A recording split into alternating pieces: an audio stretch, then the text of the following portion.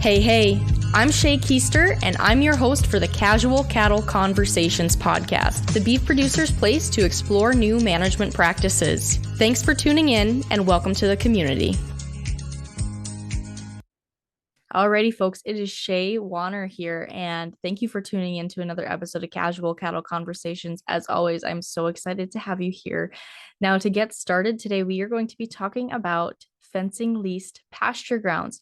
So Kyler is going to be sharing his story as a cattle producer and what leasing pasture grounds looks like for him.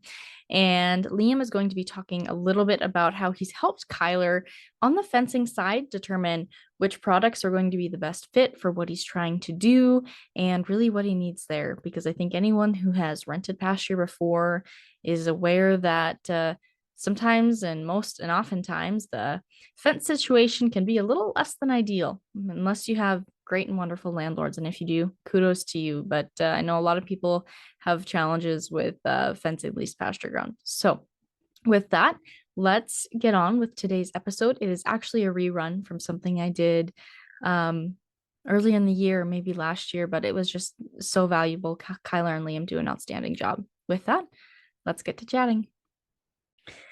All right. Well, good morning. I guess not everyone listening is going to be listening in the morning, but it's morning for us. And I would just want to take a time to thank you guys both for being on the show today. I'm pretty excited to talk about some reels and portable wire and talk about what both you individuals are doing in the beef industry. So thank you for that.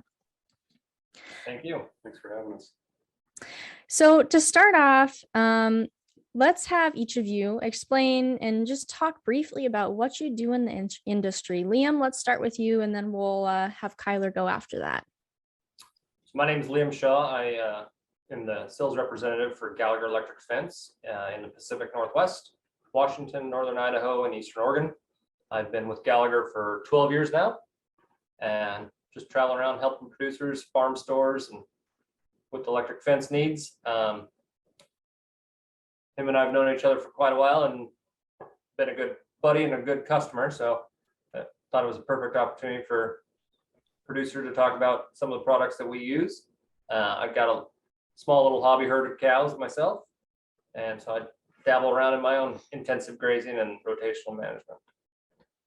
Well, absolutely. And rotational grazing and management there has been a pretty hot topic on the show. The audiences really like that. So I'm excited to bring in yours and Kyler's perspective. So Kyler, would you share kind of your background and really what you're doing on your operation on the grazing side?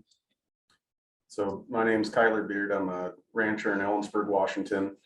A lot of my background, I didn't get into cattle till I was in my late 20s and started leasing property. And the area that we're in is really has a lot of people moving in and being developed. So my opportunity has really come from getting places that are broke up or places that weren't grazed. And with lease ground, it's hard to spend a lot of money. So that's where the temporary wire comes in, not only for intensive grazing, but also just to keep cattle in when there's no fences. So I started in the cattle, running my own cattle probably in about 2010. And since then have kind of kept going and starting to put in a little bit more permanent fence. But a lot of what I have is all single strand hot wire that we're running out, and started to learn a little bit more about hot ground when we get into the drier weather and the drought years like we've had the last couple of years. But yeah, Liam's been a huge help, and we're college buddies, and then he went to work for Gallagher about the same time I started running cattle. So I've had a little bit of experience deviating away from Gallagher, trying to save some money, and in the end it really it didn't. The products don't last as long, and keeping cattle in is the most important part. Well, absolutely. So, I think what you brought to light with about how in your area, it's being developed, people are moving in, so you have to kind of break up where you're able to run your cows. And that's something that isn't only being seen in your area of the country. I mean, that's happening all over. So I'm kind of excited to really bring that in and talk about that a little more. So can you explain a little more about what your grazing strategies look like? I mean, you said you've used temporary wire, but are you running on any specific protocols. I mean, most ranchers kind of adapt to their own systems as to what works for their timing and frequencies, but can you talk a little bit about the grazing strategy you are using in itself? Well, I've got two different types of ground that I'm running on. So in our valley, we have a lot of irrigation water. So everything on the valley floor is good irrigated grass. And I've done a couple different strategies, and I'm still trying to find out what works with keeping cattle content and my schedule having to go from, I've got pastures that are about 40 minutes away from each other. So when I started, it was kind of fast growth, fast move. So if, for instance, I had 8 pastures on a 32-day cycle, there's 7 pastures resting. So I would just divide the resting pastures by what I thought the grass cycle was. And when you do that, you end up having kind of an uneven graze, but as you slow the cattle down and stay there longer, you get a more even graze. And then I kind of went into looking at just residual height. And naturally the pastures they're resting end up getting taller and more rank. So when you get into it, or not taller in rank necessarily, but there's more feed. So as the other pastures need more rest, you're slowing down to graze those off to a certain residual height. And the irrigated ground is kind of fun to play with because it recovers really fast, and you can mess up and still catch back up later. The other ground that I have is dry range ground, so it's got some native forages. There's a lot of intermediate wheatgrass that's been planted on it, and pretty much graze it off once a year. So when I'm grazing that, I'm purely looking at residual height and managing my impact, and then I'll switch what time of the year I go on those pastures. So most of the time it gets at least a year rest. Sometimes it'll get more than that. And the hot wire in that situation, you know, it's in an area where there's a lot of wildlife, and then there's also some predators, and there's a lot of people. And every land owner has different goals, but fire danger has been one thing everyone's really worried about. And I can't get to all the grass fast enough, especially when I'm starting on, you know, there's about a 6-mile distance from one side to the other, and I'm on one end and there's a landowner on the other that is worried about fire danger and wants their place grazed off. So last year I kind of put together this little trek down the sides of the highway where I went up one side and down the other and grazed off a little 200-foot buffer along the edge of the road everywhere using the hot wire. And we're doing about 1 to 2 day pasture moves to get to the other side of the place, so everybody would be happy with me. But the dry range ground has probably been the most fun for me to try to figure out how to improve it and monitor and see the changes. And the biggest difference I've seen is the amount of head days that I'm getting off at the days I can keep animals there. But the plant diversity is really changing. And so it's not necessarily that I'm growing more of the same plant, but you know, the soil's starting to cover up with more plants and more diverse plants. So seeing a lot more, especially the last couple of years, mule's ear and balsam root have really started coming back. Those are both the yellow flowered plants, and just seeing, you know, some of the places have been farmed, and the seed bank that's there, and seeing all the different brooms, and even alfalfa with no rain that pops up once cattle go across it. That's really been pretty neat. But a lot of those places in that area I'm telling you about, there's no fences and there's no stock water, so a lot of room to expand and run cows on it with no infrastructure. So for someone like me, I mean, for a few $100, I can go fence a section. That's probably a stretch, probably more like $1,000, but fence a section with temporary wire, put a pile of cows on it, and just be out of there, roll up my fence and go to the next spot without spending, you know, $20,000 trying to fence something. And that's the main thing, is he's able to bunch up his cattle pretty tight, make an impact on the ground, pick it up and move on and do it somewhere else. Especially where he's at with the fire danger, we can concentrate grazing. If we needed to get into some trees and bunch up the cows there to hit the brush and get that understory taken care of, we're able to do it with reels and temporary fence. Well, that's awesome. Now, you brought up a point earlier about how the past few years you've been learning with hot ground and fencing. Do you want to expand a little bit more on that, if you haven't already, kind of what you mean there, and if that's changed anything in your strategies? Yeah, and this is something Liam has been telling me since 2010. If there's a problem with your electric fence, it's one of two things. Almost always it's a short or it's a ground problem. One of the two. Yeah. So if your fence isn't testing high in KV, you're shorted out somewhere, regardless of what your fault finder is saying. And if it's hot and cattle are going through it, your ground field sucks. So the last few years on the range ground, it has been so dry. With single strand turbo wire, it's almost impossible to shock a baby calf. And so they don't have the same body mass in the water to start with that a cow does. So the cows will stay in and you've got calves running pretty much wherever they want. So when we get to the areas where you don't want calves out, run one ground at the bottom, run a 2-wire setup, and I make my bottom wire the ground because I want the cows to touch the hot wire on the top. And then also if there is a grass load on the fence, it doesn't short the fence out. So the bottom wire is the ground hooked right to the fencer, and I still put in ground rods and have a ground field. And then the top wire is a hot wire hooked right to the fencer, obviously. So when the calves stick their head through it, they short themselves out essentially and go back to the fencer. And that really, it's really the only way to stop them, and it doesn't stop all of them. I mean, we'll run groups of about 300 pair. And you show up and there's 10 to 15 calves out, even with a hot ground. And I mean, it'll just make you bite your lip and kind of be upset. And it seems like it's a lot, but really, I mean, it's 5% of them that get out running that kind of a system. So that's probably one of the biggest downfalls to what I'm doing with the single strand hot wire, is just getting next to highways and, having little baby calves running around up there. But. Well, awesome. Liam, do you have anything to add on to that?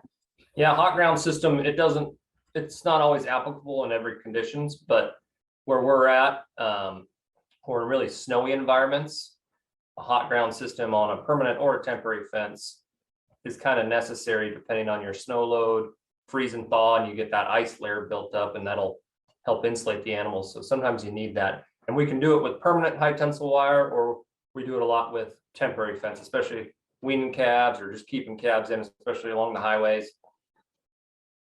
We got to have ground. So that hot ground, even on temporary fence, is a good option, especially being next to the freeway. Yeah, no, grounding is something that's been talked a lot about on the show the past few months with your team. So thanks for adding to that. Yeah. So, you've really talked about how these portable systems have really been beneficial for you from an economic standpoint, and especially in the areas that you are grazing. So are there what specific tools within that are really making this easy for you? Which reels, are there specific posts, what types of wire? Do you want to talk about what tools or equipment are making this successful for you? Mainly everything that I started using is just the 3/8 fiberglass post, and they've got I use the spring clips on them. And actually, even this morning, our local feed store ran out of spring clips and I needed some new ones, and called Liam to see if he could find some for me. And he said, well, can't you just go buy the other little cheap ones that you use? And I said, yeah, I could, I don't want to. So even just the bigger spring clip, it's easier to get the wire in. You can pull it through if you've got a wire tight in your knot. And I started out with kind of my own homemade reel that I run with a drill, which works pretty good, but I have to cut my wire quite a bit. And then it's really heavy when you get it loaded. It probably holds about 5 miles of wire. And so now we're talking about turbo wire, poly turbo wire, sorry. But yeah. And so now that I've been doing this a little bit longer, I'm starting to get more infrastructure and I'm building more high tensile fencing. And a lot of what I'm doing is just interior fences to make paddocks. And so now I'm starting to buy more reels, and definitely the one that I like the most is probably the 1/2 mile reel. That's the 3-to-1. It's a decent amount of wire when you're on it, so your arm doesn't kill you too much if you're walking trying to roll it up. But I've got a few maxi reels, which are nice just because they hold so much wire. And then I've got some of the little cheap black reels that I use more like a gate handle if I have to do an extra 30 feet off the other side of a line or something like that. But definitely that 1/2 mile 3-to-1 reel is my go-to now. Well, that's awesome. So the 3-to-1 reel, 1/2 mile, and then you said you like the spring clips on the post that you're using, right? The Gallagher spring clips specifically. Okay. They've got a larger loop on them than others on the market, and they hold that wire in. And like you said, it's a big enough loop that you can run wire through it, even if you had a knot in it, if you had to splice. So, Okay. and then also, I think there's people that have had injuries when you get that shorter hook. I've heard multiple stories of fences not being grounded right and cows rubbing on a post and getting a hook in their eye. So this hook is a lot better designed to not snag up on anything. Well, that's awesome. Do you have anything else you want to add about starting to implement reels into your operation or talking about those reels, Liam? Is there anything else you'd like to share? So geared reels is key, especially if you're going to be doing any kind of movement. We do have non-geared reels, and they're fine, especially if you're doing short runs. And like you said, if you're going to fence off a haystack or a weird waterway or something, you don't need to spend the money on a big geared reel. But if you're doing any kind of intensive management, or you've got a long stretch of wire going out, the geared in the long term is going to save you. 3-to-1, you can put a pile of them on your side by side of your four-wheeler. They got a cool locking mechanism on them, and where he's at, there's a bunch of elk and deer, so you can lock that reel on any perimeter fence with that same locking mechanism. The key to a geared reel is a good guide too. We'll probably beat them up more than we need to, but when that wire's coming in as fast as it is, the guide on that keeps it all that wire concentrated on that hub. Okay. Yeah, there's a bunch of cool things you wouldn't think about a reel. Nobody really thinks about all the details, but our product design team has put a lot of energy into trying to make it as convenient for a producer as they can. Well, awesome. Yeah. Reels for fencing, not reels for social media, right? So, Liam, you're in this area and you've obviously helped Kyler. Are there other management strategies you see, or, maybe let's shift this and what mistakes do you see people frequently making when they're implementing the reels and portable wires and those systems? Like, what are common mistakes you see producers make that you'd kind of like to see them avoid when they start out? When it comes to like the hobby stylists, people use the temporary fencing as their permanent fence. And I see it everywhere, and it just makes me shake my head. Usually they haven't had a lot of experience in building fence, and so they just think it's hot wire and they put it up. It's a cross fence. Temporary fencing and reels are cross fencing. It's not your perimeter. I think a lot of people make the mistake of there's poly wire, and everyone talks about poly wire, but then there's turbo wire, or there's more conductive products on the market. You got to make sure that you're buying the right wire for what you're doing. If you went and bought 4 rolls of poly wire, I know you're going to go home and fail, because even with the biggest energizer, that wire is not conductive enough. It can't handle more than a 1/4 mile. Everyone in the electric fence business sells a 1/4 mile poly wire, but nothing bigger, for a reason. Conductivity just can't do it. So you got to step it up to the turbo wire to have that conductivity. And I mean, you run a couple 5 miles at a time. Yeah. Because it can pass that energy down the line. Now you need a big powered energizer to do it, but that is one of the biggest mistakes that I made in the beginning when I was saying I went away from Gallagher products. Turbo wire, when I started, especially around here, was the best fencing wire that we could get, but it's really expensive comparatively when you're looking at it on the shelf. And the other, even if it's a braided wire from somebody else, I mean, after 1 year in the sun, you go to pull your fence up tight and stretch it and it breaks. And pretty soon the whole thing is breaking. And I have turbo wire. I don't remember what I was saying. 2010 is when I started buying turbo wire. This is the first year I started throwing some away. And a lot of the reason I'm throwing it away is mainly just because there's so many knots in it. I'll unroll it, and I've cut it and spliced it so much with that big homemade reel that I have, which is why I like the little reels too. You don't have to cut your wire. I mean, I'll roll it out and there's 20 knots within 10 feet. And I'm thinking, okay, I can probably get rid of this wire now. But one of the biggest mistakes that you can make when you're running turbo wire is your fence not being hot. If it's laying on the ground, I mean, the cattle are going to chew on it, and then you'll have a dead spot in your wire that you don't know about, and you can't figure out why the other side of your fence isn't hot. So if you are going to run a hot fence, you better make sure it's hot and don't leave your wire laying out, which I'm guilty of all the time. Sometimes, I don't know why, but there's something in that plastic that calves love to chew on. So yeah, you're usually cutting out 10 feet because it's all munched up and Yeah. there's something in it they love. Well, thank you for sharing that and, talking about some of those beginning mistakes or mistakes that you see other ranchers make on this front. When we look at the fencing side of things, you've really hit a lot of great areas as far as how you're managing and what other producers need to know. Is there anything else you would like to share with other ranchers out there who are interested in either improving or starting this process? You go first. All right. Yeah, I mean, just a little bit of difference.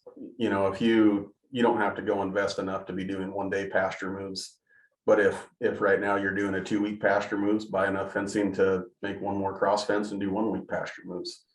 And it is amazing how much difference you'll see in how much grass you grow. It's more about the recovery of the grass ahead of you or behind you that you have to worry about, more so than the pasture that you're in. But yeah, I mean, that's all I would say. You don't have to get crazy about it. And that's one of those things when I was telling you, kind of figuring out what works for me. I personally like 3 to 4 day pasture moves now. So I don't have to be right back there at 3 o'clock every day to be able to take the hot fence down, or the cattle are going to be mad at me. And then I kind of like to place my mineral tubs, and I like to ride horses. So I'll kind of place cattle within that pasture if there's a spot I need more animal impact. But I've also done as much as, moving them 3 times a day. And yeah, I guess just do what is going to actually fit in your schedule. But even going from a 2-week pasture move to a 1-week pasture move will make a huge difference. And in this crazy ag world that we're living in, with the price of hay and fuel and just everything in life, yeah, cross fencing and getting those head days. I mean, even just cross fencing once more, like he was saying, will save, and you'll start seeing a difference in your ground, which is key.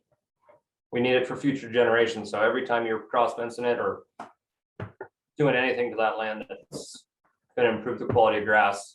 That's less that you're feeding. That's less that you're having to go out there. Anytime you can cross fence, at least cut it in half. Yeah, I mean, I think that's great. And like I said, the rotational grazing and regenerative practices, I've been talking a lot more about that on the show, and that's something a lot of people have said in the grass recovery period. Kyler, I have another question since you kind of brought it up. So you said you like to ride horses. How have you so what's the main way you've implemented still continuing to use your horses on your cattle while, still having these fences? What does that look like? Well, if you want to train a set of cattle or border collies and you're moving cattle, if you do it correctly, I mean, cattle figure out they want to go to fresh grass. I mean, you see it all the time where everybody's calling them. You go to the gate, you get the cattle to look at you. I want the cattle to look at me, and I want to be able to drive them, and I want to be able to draw them to me. So typically, if I'm going to make a move with pairs, and this is the other part where your cattle need to be content when you're moving them.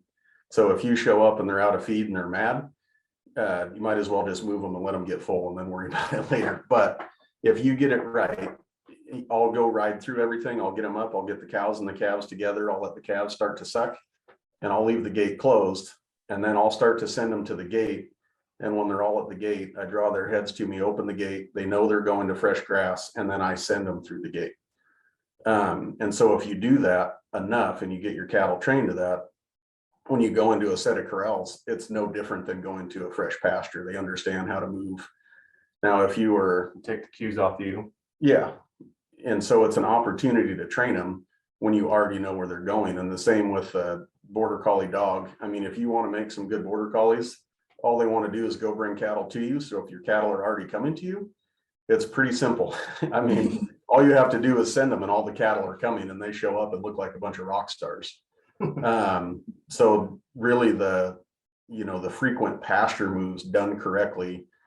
I mean, you can get a set of cows really trained to handle, and a set of dogs that are bringing cows to you, and the two of them aren't worried about each other. I mean, every time they see the dogs, they go, okay, where's Kyler at? We got fresh grass coming. So it's not a threatening thing to them. Or, talking about the predators, that's one big thing I haven't had any problems with predators where I'm at, and there has been some wolf predations, and there's cougars and there's bears. And I mean, one of the pastures I have, it's a neighborhood now, but it is a thoroughfare for wildlife. And that's why everybody's building up there, because it's so beautiful. But I've had wolves pinged in my cow pastures and around them, and really, I've had hot wires get knocked down once in a while, but really, if it's up and hot, the elk don't bother it. I mean, the biggest problem I'll have is they'll hook the wire and drag it into an old down fence, and then it'll short it out. But having the cows bunched up like that in one big group with dogs that the cows don't see as a threat. When they see dogs, they stand up, they get their calves, and they get in a group, rather than sticking their head in the air and running off. And that would, I would imagine, trigger a response in a wolf that would be like a cat running from a house dog. So I think with the constant moving of the hot wire and the scenario changing, and cows that understand to get into a group and stand up, is really kind of mitigating my risk with predators, or at least giving me a little better chance than, the guy that's kicking 400 out on 30,000 acres and hoping that he's going to be okay. Well, thank you for sharing that. I really appreciate hearing that. So, and that's really interesting for me, because we don't have the same amount of predators where I'm at. So that's really neat to hear, actually. Haven't had a lot of people from the West on the show, so I like hearing the perspective there. Do you have anything else you want to add before we wrap up? In electric fencing in general, and Kyler alluded to it, you didn't buy enough power out of your Energizer, because you can never complain about more horsepower out of your pickup. So same thing with your Charger. Buy the most conductive fence for your situation, and grounding. Those are the three key things on temporary and permanent fence to keep in mind. Well, awesome. Thank you very much for joining me on the show today. I look forward to sharing this with my audience. Thank you for having us. And that's a wrap on that one. Be sure to let me know your thoughts on the episode, and if you have any further questions around the topic. Take care and have a great day. And that's a wrap on that one, folks. Thank you for tuning in today and joining in on the conversation. Be sure to take this a step further and take the advice you learned and implement it on your operation. If you want to have a conversation about it, head over to my social media and send me a DM by following @CattleConvos and connecting with me there. Have a great day.